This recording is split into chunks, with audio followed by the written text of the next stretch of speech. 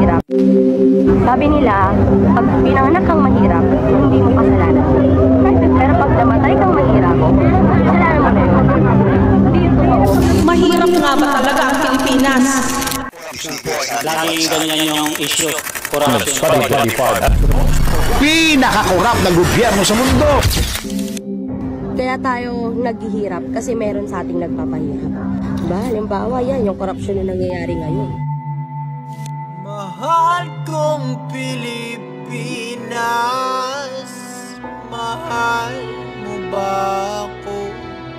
Malapit nang mabutas ang tsinelas, pero mahirap. Hindi pala baha ang pagpapalubog sa ating bayan, kundi You know, when you lose a life, you lose a life. kasakiman. Walang po ang ambulans sa gabinete na ito! Naglalaroan lang nila tayo. Tayo rin we don't speak up The Filipino people just simply opt to be silent. May pag-asa po ba tayo? Meron pa naman. Bayan! Galit na ba kayo?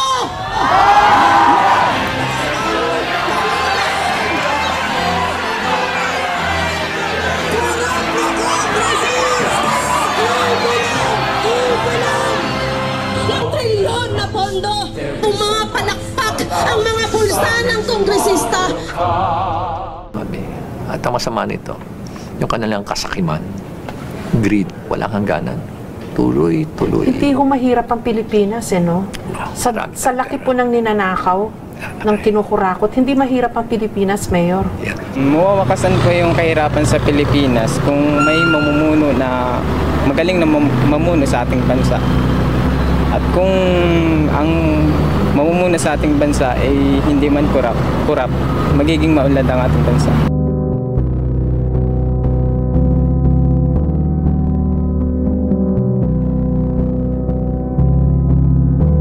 Start natin sa pagpili ng tamang iluluklok sa posisyon.